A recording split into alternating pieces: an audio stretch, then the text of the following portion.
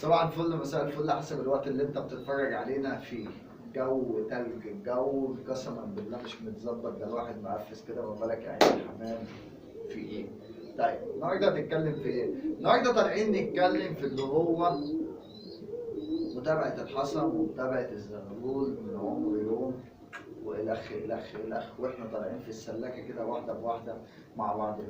ترجع للكراسه اللي احنا كاتبين فيها او الاجنده اللي احنا كاتبين فيها اللي هو تاريخ اللي هو التحضير بتاعه، عشان خاطر اليومين دول حمام كتير بيتكبس، زغاليل كتير بتموت، حمام كتير القص بيزهق من على الحصى وهوب بيقوم الدنيا بايظه في قلب السلكات. فعشان كده بنريح دماغنا بنقول فكوا الحمام من بعض، خصوصا في طوبه وامشير. طب انا مش هشتغل، طب انا اعمل ايه عشان خاطر اللي هو يا عيني القص اللي هم بيقوموا من على الحصى دولت ويكون الزغاليل بتنقر وانا مفيش ليبه اللي انا برجع اللي انا احطه تحت القص واحملهم في قلب الطاجن وده. طب انا بكسر الحصويتين وهم بيكونوا فيهم يا عيني الجنين والحصى بينقر، بس انا مش عارف اعمل ايه. طب احنا نقول ممكن تعمل ايه ادام القص مفيش ليه اللي انا اضحك عليك ولا الكلام ده خالص. طيب حصوايه بتنقر بس الجو متلج خالص، مش عارف اعمل ايه وما عنديش خصوص تحضير حتى اللي هي راقده على حصى ولا اي حاجه من القصه دي كلها.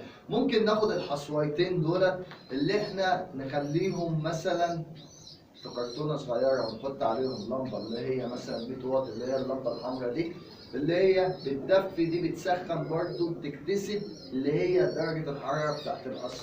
طيب الحصى ساقع، الحصى متلج، طب القص دول هتعمل معاهم ايه؟ القص دولت ما ينفعش تسحب من تحتهم الحصويتين اللي هم بينقروا وتسيب الطاجن بتاعهم فاضي. طب هتعمل ايه؟ الطاجن يا باشا الفاضي ده هتحط لهم اي حصويتين في شنك لو كان بلاستيك. طيب ما القص بينقر والقص ساب اللي هو الحصى بتاعه وامن عليه. طب احنا نرجع بقى، ما احنا عايزين القص نرجع اللي هو يخش يرقد على اللي هو قلب اللي هو الطاجن بتاعه. طيب ما قام برضه مش راضي يرقد، ما انا جاي لك في الكلام، هو هيقعد يوم لا يومين بالكتير قوي. اللي هو ازاي؟ اللي انا دلوقتي هحط مثلا الحصويتين دولت في كرتونه صغيره وبحط عليهم لمبه اللي هي الحمراء دي بحيث اللي هي درجه اللي هي السخونيه بتاعتها هتبقى اللي هي جامده مدفيه الدنيا، الحصى هيتدفى هوب الزغلول هيتمتع جواه. طيب ما تمتعش ومفيش اي حاجه بس الحصويتين دفيوا مفيش اي مشكله. ببتدي اللي انا اشتغل مع الحصوايه، عفوا بقى، بشتغل مع الحصوايه اللي انا مثلا بدوس على الحصوايه بالنص كده، الزغلول مثلا منقر نار، فابتدي اللي انا بدوس على الحصوايه كده اللي هو لقيت نقطه دم جايه في قلب الحصوايه يبقى خلاص ما اجيش جنبها، بسيبها لسه الزغلول ما كملش، لسه سرة فرد الحمام ما نشفتش، فبسيبه كده بصبر عليه لتاني يوم. طيب عملت كده وبفك الزغلول قبل ما يتكبس، انت فاهم، فكيته خلاص لقيت السره بتاعته بتنشف ومفيش نقط دم، يبقى خلاص انا فكيت الاولاني وبسيب له اللي هو نص الحصويه اللي في الاخر دي بسيبها له كده. يعدي ساعه يعدي ساعتين ببتدي اللي انا البن الزغلول. طيب هتلبنه بايه؟ بسكوت لوكس، اي حاجه اللي انت زي ما احنا ترجع للفيديوهات اللي احنا بنقول تلبين الزغلول، هتاكله من اللي هو من عمر يوم. طيب لبنت الزغلول والحصوايه الثانيه اخته بتنقر. طيب هاخد اللي هو الزغلول اللي اتلبن ده، اصحى للكلام، هاخد الزغلول اللي هو اتلبن ده اطلع عند القص اللي هو امن على حصان، وانا كنت سايب اللي هم حصويتين، ما انا كنت ما رقدوش، ما انا جاي لك في الكلام. هترفع منه ايه؟ الحصويتين؟ لا مش الحصويتين، هترفع منه حصوايه وتحط له اللبه جنب الحصوايه الفشنك. ما انت هتضحك عليا انا هضحك عليك. هحط له الحصوايه جنب الزغلول اللبه هوب واتابع القص.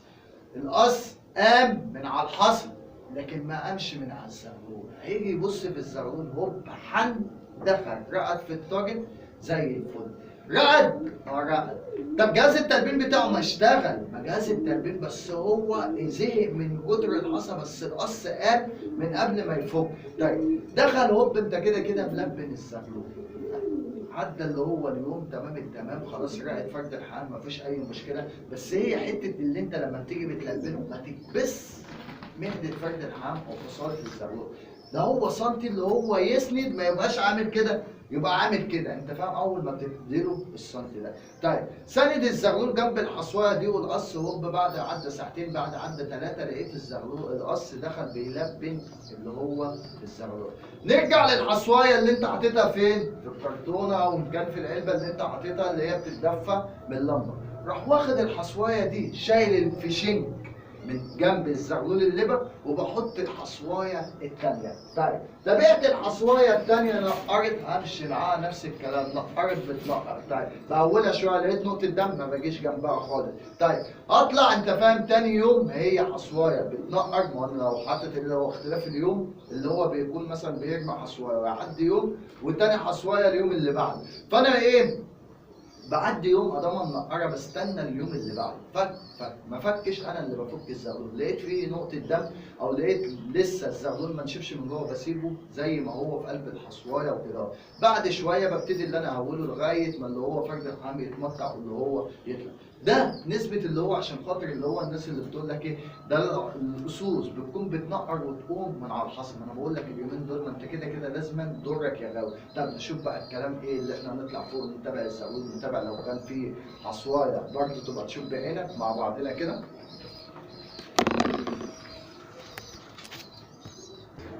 طلعنا عدة الشغل فوق بقى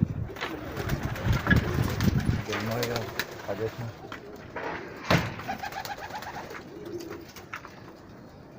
طلعت لقيت الصاج فاضي كده، هنشوفه مع بعضنا واحدة بواحدة. شكله لسه مشبعش، ادام حتى لو هو واكل هديله مفيش اي مشكلة تاني. مش بنتج، مش بلاقي اللي هم زغلولين اللي هم يكلفوهم، بلاقي اللي هم مثلا الزغلولين اللي انا بفرخهم بيجيبوا كلفتهم. انا مش عايز ولا مكسب ولا عايز اي حاجه، انا عايز الحمام حتى لو انا هصرف من جيبه واخد متعتي منه مفيش اي مشكله، لكن ما استخسرش في الكلفه. هفضل اديله لغايه ما يشبع، هيقول لك كمان ما ده هيخرب بيتك على كده، بس مفيش اي مشكله ادام مهتم بزغاليله وادام واخد باله من خدمته مفيش اي مشكله. شوف مع بعض كده ايه اللي بيفك وايه.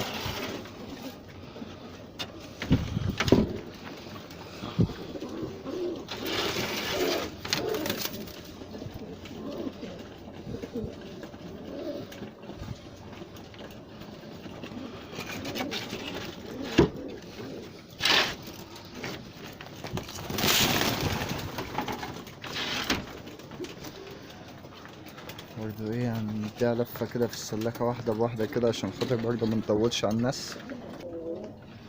ادي اهو لقينا حصى ايه بينقر.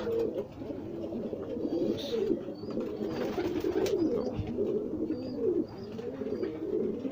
ادي ايه التنقيرة ايه لسه. طيب ودول عشان محضنهم يعتبر القص راقدين مع بعضهم.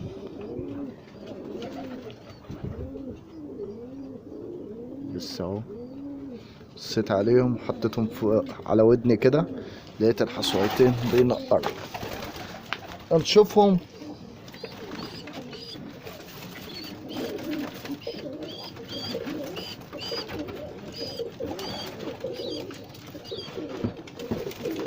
هنسيبهم لغاية ايه بكرة.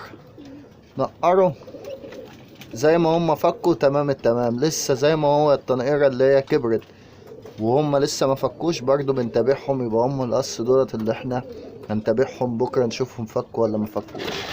طيب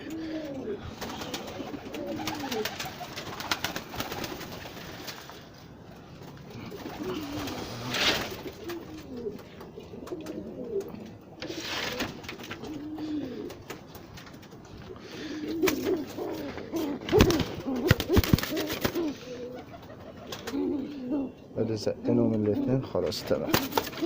اللي بعده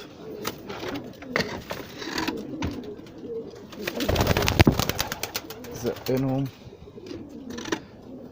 تمام.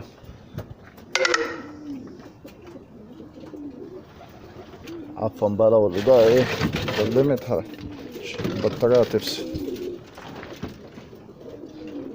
زقنهم يبقى كده تمام خلاص.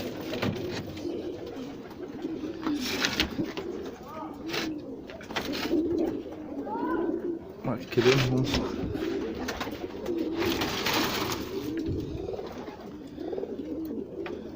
في ناس تقول لك ما خلاص ادام هم مأكلين الزغاليل بتديهم كلفة ليه؟ طب هم يا باشا ما انت خلاص هم اكلوا الزغاليل، هم بقى فينهم؟ الناس ايه لو نفتكر مع بعضنا كده الفيديو اللي انا كنت منزل اللي هو اللكوة الغزارة اللي احنا بنقول اللي هو الزغلول اللي كان طالع بعين واحدة مع بعضنا اهو، لما خلفت بقى النتاية ادي الزغلين اهو اهو، اديته نتاية حمرا غزار ادي ده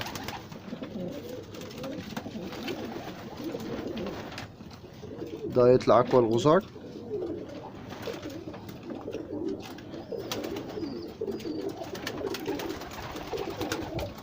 وده يطلع احمر غزار مع بعضنا برضو.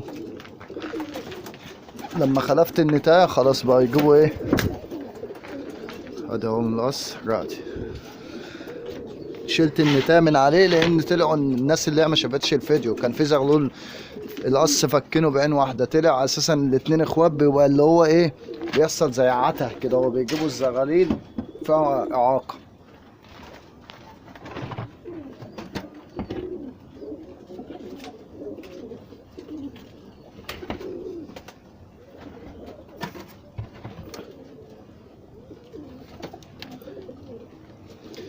تفضل ماشي في قلب السلاكة. طب انت ما استفدناش يا عم اي حاجة، انت قاعد دلوقتي قاعد بتتمشى في قلب السلاكة وقاعد ده كل وده ما كلش. ايوه طب ما ده لازما ده كل وده ما كلش عشان خاطر اللي هو ما كلش انت تأكله.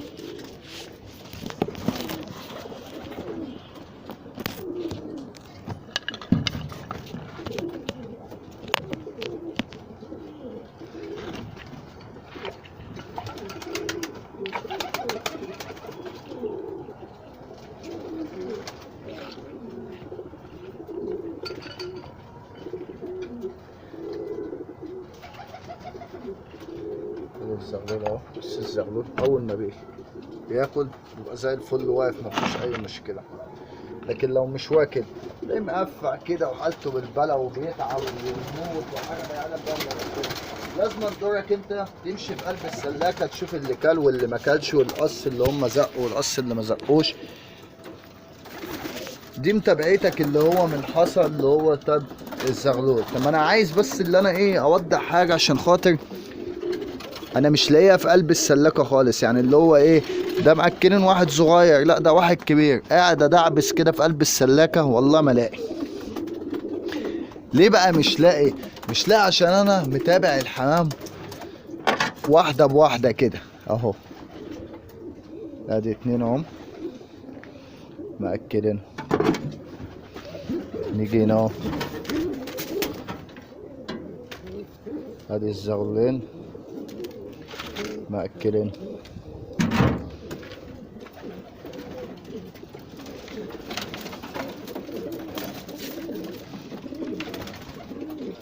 برضه اهم مأكلين.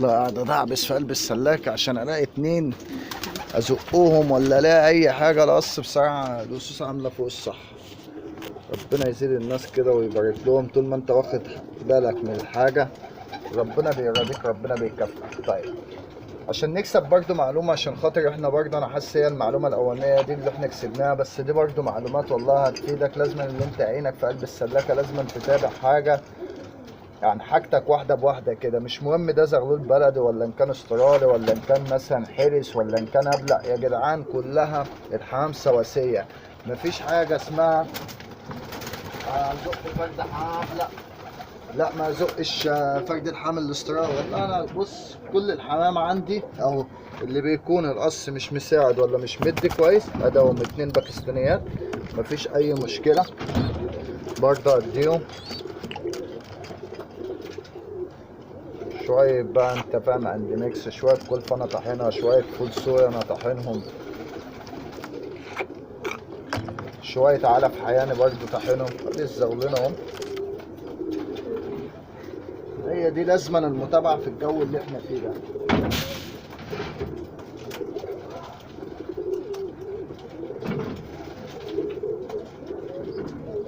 بنقل بقى الزغاليل امتى برضه عشان لو لقيت واحد كبير واحد صغير توسطن الزغاليل. انا مش لاقي اللي هو حاجه برضه عشان خاطر اللي انا اوريها لك ايه عملي قدامك. بتوسطن الزغاليل قبل ما هي بتدبس. يعني انا دلوقتي الزغاليل فكه مع بعضهم كام قص كده. طيب دلوقتي لقيت واحد كبير وواحد صغير، بشوف اللي هو قوه الدفع بتاعهم كويسه، بديلهم الاتنين الصغيرين جنب بعضهم والاتنين الكبار بديهم للقص التانيين. كده كده شدوا شويه. بس الكلام ده في فتره قد ايه؟ اللي هو من خلال مثلا ايه اسبوع 10 ايام قبل ما الزغاليل حتى لو بتدبس بس ما بانتش اللي هو الريش بتاعها. لكن ما يجيش زغلول بعد ما كسر وبعد ما ريشه طلع كله وعايز اللي انا ايه انقل او احضن او انقل الزغلول. ده بالنسبه كده برضه عشان خاطر ايه الناس اللي متابعه. ادي ايه الماء بالعسل لازما يوميا على الله بدلق الماء بتاعتهم. والله يا جدعان الماء لسه ايه الماء بالعسل القديمه ما بعطش يعني لان هو الحقيقة مش مستاهل اللي انا اعطشه وكده.